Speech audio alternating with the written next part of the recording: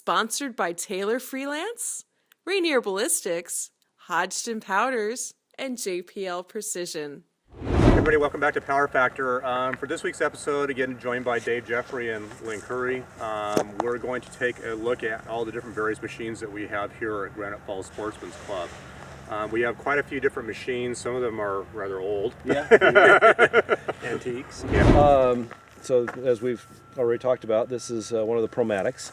The throwing arm here, this is in its release position. This is a left-handed Promatic That is also, correct. which is actually not what you normally see on Most machines are right-handed, but they will always like to be tilted into the arm more than away from it. This machine does it very well both ways, but no matter what, it still always likes to have the clay into the arm as opposed to being tilted away from where the arm is. Okay, so let me ask a stupid question because I'm trying to visualize into the arm. So this being a left-handed machine, it would like to roll this that way to the right. better okay, than it would got it this then. way. Okay, thank you. Because I was going to ask the question at some point. It's like, we have left-handed machines and we have right-handed machines, and I know you can take the left-handed machine and or right-handed and crank it all the way from one way to the other. But they will so curve when do I want to better. use the one or the other one?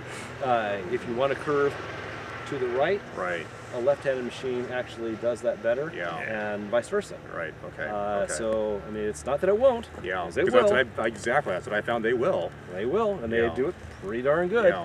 But you'll get a little bit more breakage, and the clays will. I think will also the always flight turn. line. Yeah. I mean, like example here with the left-handed is if you throw it, it would do more of an arc like this. Right. If you cranked it the other way, it would come out flat and tend to be Well, more. you know of what? a Let's do exactly that here in just a couple of minutes. Yeah, we'll is do right. Well, yeah. We'll start with it flat Right. level. Throw that. Okay. Then we can tilt it back. Throw Yeah. that. Then we'll set it at kind of a mid, and then we'll tilt it. Crank it both ways. Probably Okay. a couple of three positions left and right. Yeah. just to demonstrate Sure. what this thing is capable Yeah. of. Go ahead and show the. This is your motoring gearbox. These are 12-volt machines here, so they're entirely portable. They can be moved around anywhere that you can get a battery to them. Your mainspring, which is adjustable for tension, and these are changeable to provide different tension rates, throwing either floppy targets, as we talked about in the target setting episode, or screamers, or something in between. They can make some of these things where they're just darn near a cannon shot.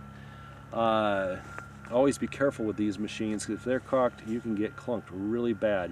They'll break bones if you're in the line of fire of that arm when it comes around. It comes around fast and hard.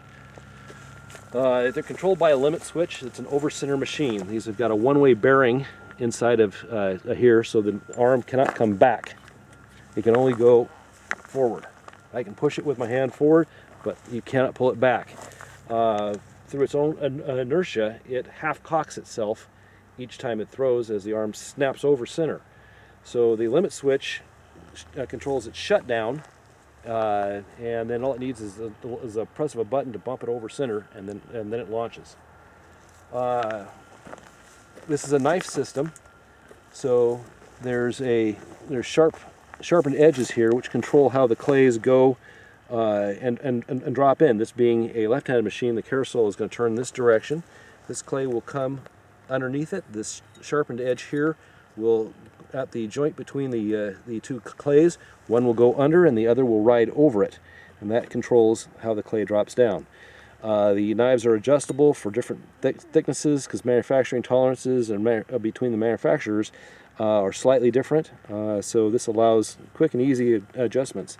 Usually if you're starting to get breakage, start looking at to make sure that your knives are correctly adjusted. It's the number one thing that causes problems with the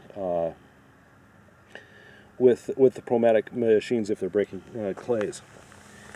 I personally like the system a lot. It's simple. This has there's an arm that comes back and advances the carousel for the next clay, and if you want to just cycle it without, you can swing that thing back over there, and now it won't cycle the carousel if you're working with the arm. And then you can bring that back around again, and then it'll pick up the next clay. I'm going to go ahead and I'll cycle this thing one time so you can kind of see the operation. You have your arm load off and disarm nudge. So if we go to arm, it'll come around, it's going to drop the clay, the arm comes around. Off, and disarm. The normal way of firing, of course, is through a release cord, but you have full control with the dongle as you're setting up and making the adjustments on it. And we'll arm it, turn it off, and release. You Nice. kind of see that because this machine is tilted up and to the side, the clay is coming out and turning. It's not a major turn right now, but we'll increase that in a second. So we'll go ahead with it off. We'll go ahead and we're going to flatten the machine out. We'll throw one that way, and then we'll start playing around with some of the adjustments and what this machine is capable of doing. Okay.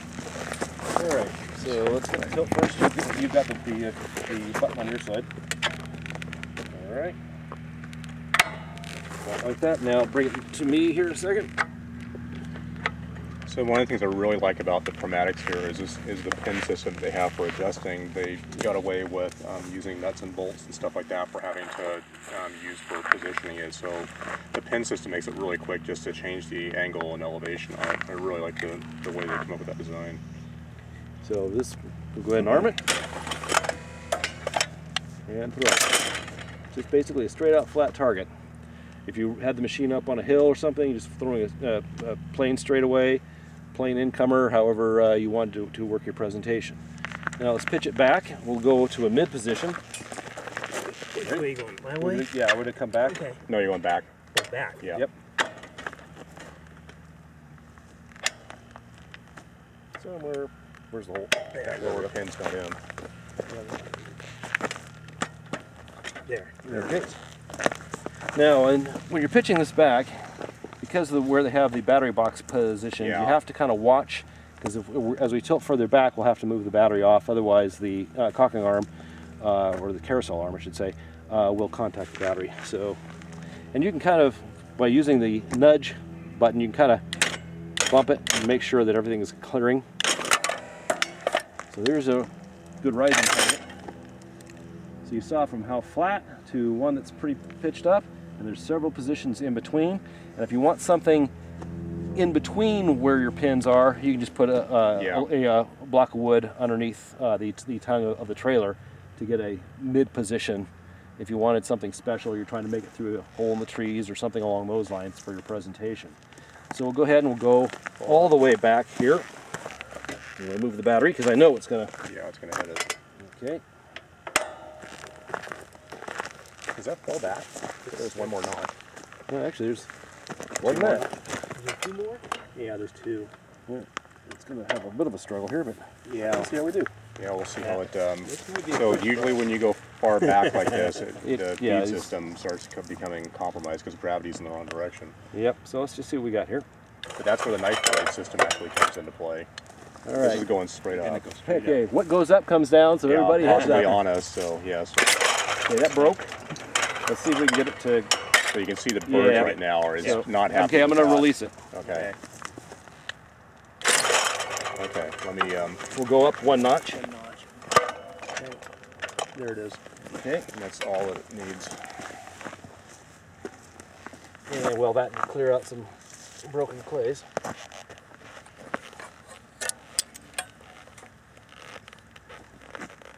Thank you. You would only ever want to do this on a release machine. If you do Yeah. this on a cocked machine, you do so at your own peril. You got it. There. You got it. It came out. Okay.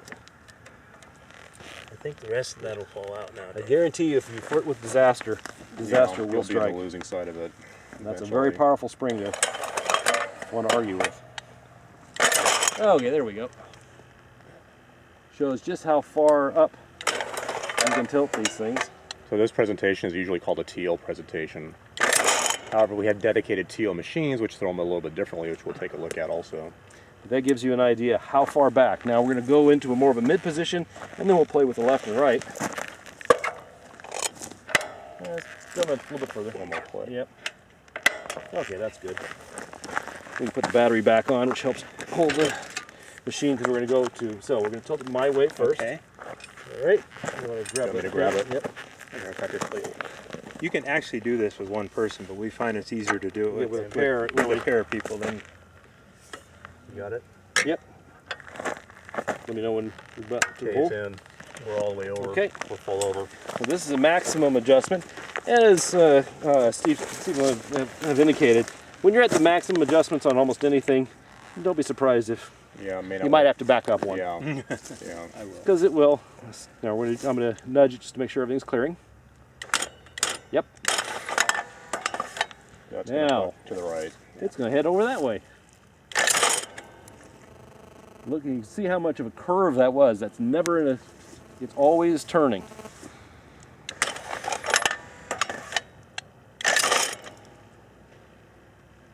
You can come up with all kinds of mean and nasty things to do with that. Now let's go the other way. Leave your side just a little pin. There we Got it? go. Yeah, you got to unload the machine. The weight of the machine now is going to come over here, so I'm going to get on the other side.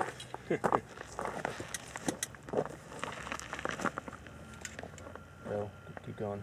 Okay. Whoops, not all the way. One more.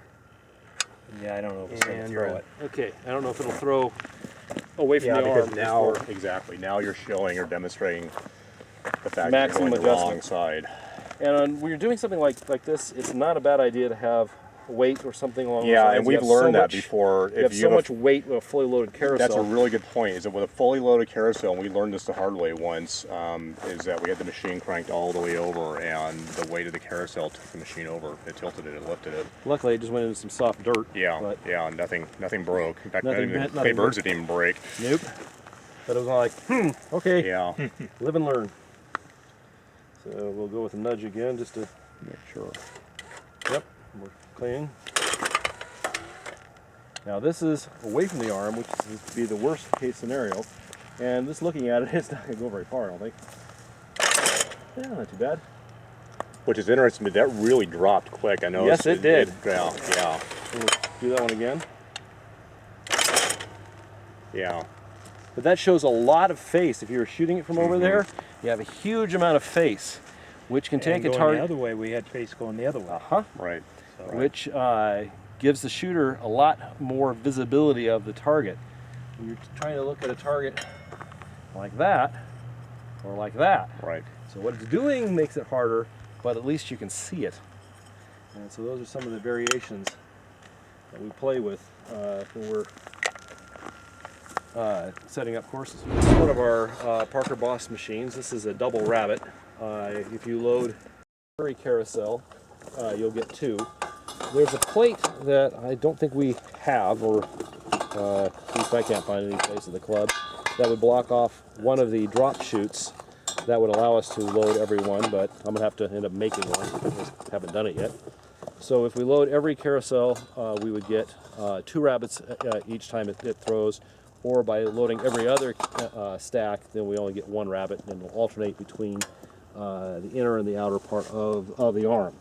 Now, the arms are adjustable for the stops back here, and what that allows us to do is to change how it departs from the machine. If we go lower, it stays on the arm longer and will then go high. Where if we reduce the amount of time that it's on the arm by raising this up, then it launches it earlier, and if I have it too far adjusted, it'll just drive it right into the dirt and break it right in front of us. So it's a combination of finding where you want it to be. We can send these things up at an angle about like this, out, down, anything in between there for the presentation. So it can be what we call an air bunny or a ground hopper. Right now, the way Steve set this up this morning was kind of a combination. It's just coming out low and fast, but still in the air. Hits the ground the first time, probably about, maybe 50, 60 feet out. Yeah, I would say so. So And I stupidly didn't try to shoot it where I should have. Yet another learning experience. So this is a dedicated rabbit. We also have in our Promatic, one of our new Promatic machines is a combination Shondell and rabbit. It can be adjusted to either throw the rabbit target or a standard target. And Is that simply done by just changing the arm? Is that it's all you arms do? and And a plate. just a couple of pieces different. Okay, I mean, it's okay. I've got the book on it. I haven't switched it over. I Right. think we need to switch it over just to play with it. Yeah, just make sure, right. But we've been having a lot of fun with the Shondell, so Yeah. that's the reason that we haven't done it. We've had the machines. It's coming up on about a year that we've had them,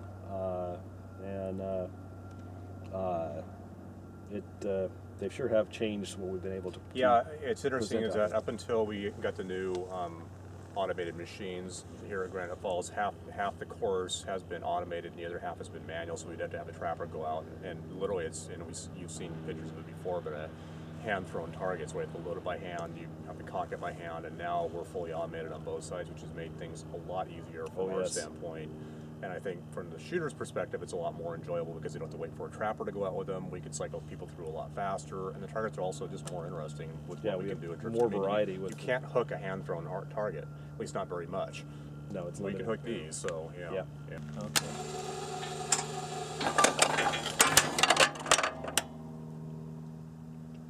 Ready? Yep. Oh, went that way. Okay.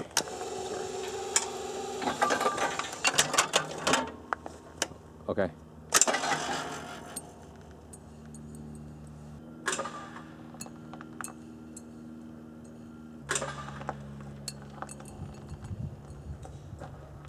So we have here is an Auto Sporter teal machine, and it's, like I said, they've been very good workhorses, but unfortunately they're out of production to the best of my knowledge.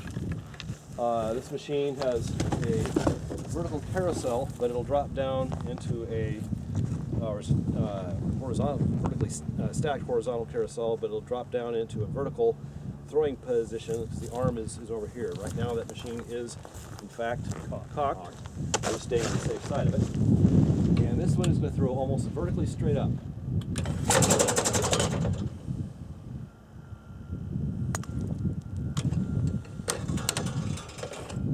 It has a different kind of turret indexing for the carousel. You do have to be careful on this machine to make sure that you have the arm indexed correctly, so it'll come into here.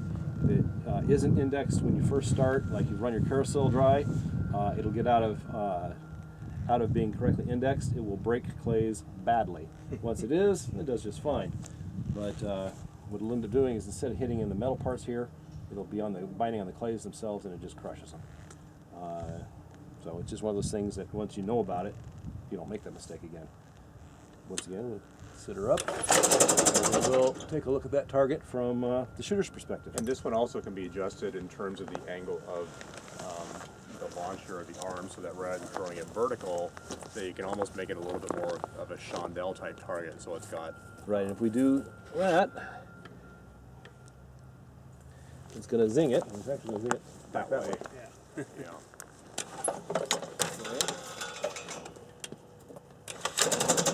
Rockenberg. I'm going to stand over here. That'll be one. See where that thing's. Uh-oh. About took the bird out. So I'll drop that back down, so we'll take a look at it more from the shooter's perspective, and then just show some of the differences that we can do.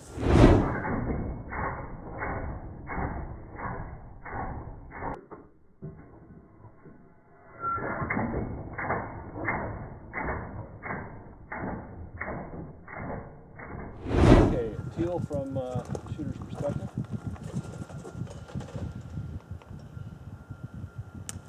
And that can be angled out, as Steve said, to provide different presentations.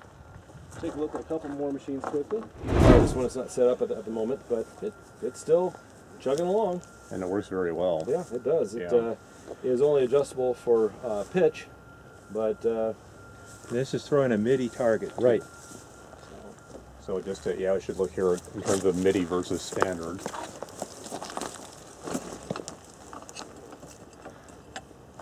So that's a standard size target, which is what, 110 millimeter? 110 or 120 millimeter. Yeah, and then a 90 millimeter MIDI, which basically is deceiving from a standpoint of Oh, yeah. distance and speed. Yeah, because it can look like it's a It lot looks like it's a further lot out. further away, moving a lot faster, but in reality, It's not. It's closer in, but they do start fast, do, but they yeah. decelerate quicker too. Over here we have one of our reports. It's the one that's currently fully assembled. The other one is in pieces in my shop.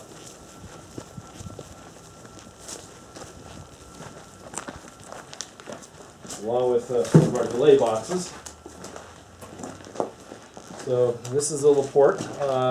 Their current production machines, I believe, are more simplified and more along the lines of the Promatics, but I haven't had any experience with them, so I really can't speak to them. Now, if you'll notice closely, it actually says Winchester on it, but it was Winchester by Laporte. Exactly. So, yeah. It was yeah. it was marketed by Winchester, but built by Laporte. This is a 120 volt machine, so it has to be plugged into a wall, which means it's not as portable as it would be otherwise. Although we have run this thing off of an inverter and a 12 volt battery, and it does that just fine. So it is. Once we kind of figured that out, it allowed more variations as well. This machine will, in its teal form, this arm hooks up here, and this machine will drop down to load and then raise back up to launch. It's quite interesting to watch all the... Yeah. This machine is currently cocked, which is why I'm a little bit careful where I'm standing on it. I'll release it, and then we'll go over some more parts.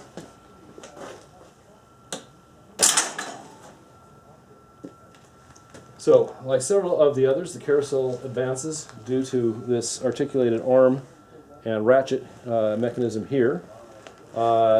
This to retain the clays, unlike the Promatics, which uses the knife system, or that particular teal Autosporter, which has a belt to keep tension. This thing has rubber parts. Works like a cam. There's a rubber piece right there, and then you have rubber bumpers here. And so in order to just drop one clay, it holds the clays above it with a cam articulated rubber bumper pressing against these, so only the bottom clay can fall out and onto the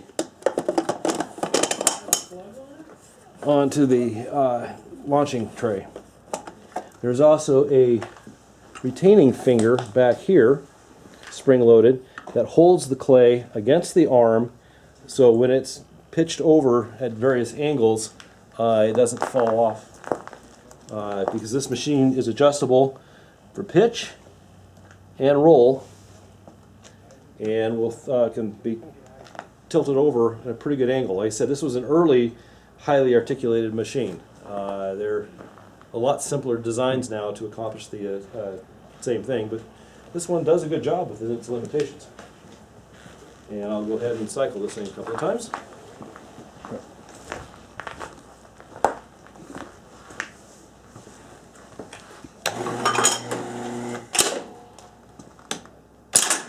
This is also what is called an instant fire machine.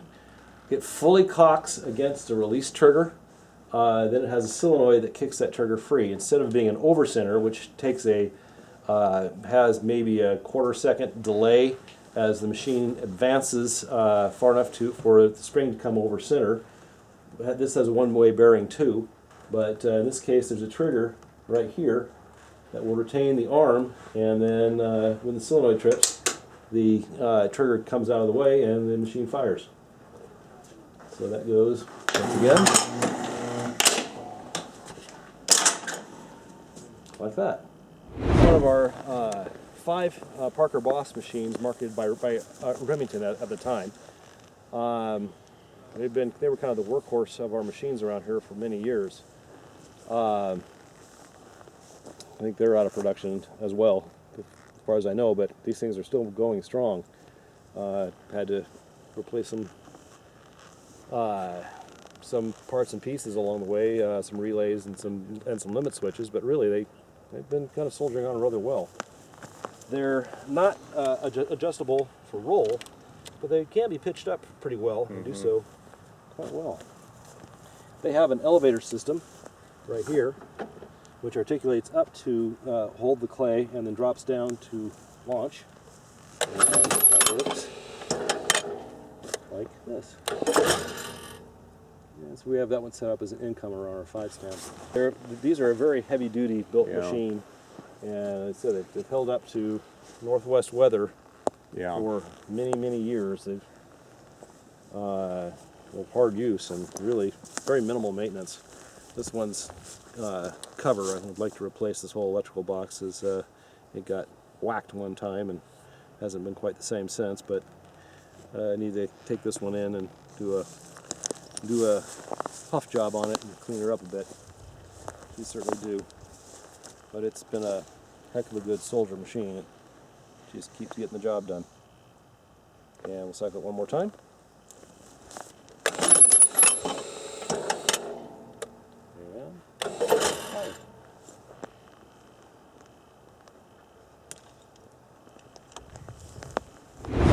Okay, so I think that does it for all the different machines here at the club. Again, thanks to Dave and Lynn for coming on the program and explaining everything. And like I said, Dave pretty much keeps all these things running here for the most part. We just watch him work. We just say, Dave, that way. This is broke. We have a problem. Yeah, we're slowly learning, but Dave Yeah. still is the master of all the machines here, which is a good thing. So, again, if you have any questions for us, or if you're mech and you would like to contact us, We'd love to try your product. yeah, we really would. I mean, when we looked at getting the Promatics, we looked at the mechs, but we ended up getting a better deal, really, in the Promatics. We fell into a couple of good situations. We got the first group of 3 machines we got were machines that were used, but they were very lightly used, and we got those for a very agreeable price. And then the other 6 that we got the following year, similar situation. They were demonstrator machines, but we got them for a very reasonable price. right. No shipping charge And no freight. That was a big that thing. was because that adds another couple $100 per machine. That starts to add up when you're talking about 9 machines total. That would have been a good chunk of change. The club just doesn't have that kind of money to throw around. Yeah. So, But again, if you are a mech and you would like us to do a side-by-side comparison, we'd love to do it, and would really be interested in doing that. So again, the way to contact is powerfactorshow@gmail.com, facebook.com/powerfactorshow, and the YouTube channel, which seems to escape me at this point, but you know where it is because that's where you watch all the programs. So again, thanks for tuning in, and the next episode we will look at the delay boxes that we are using here at the club. So thanks. See you next time.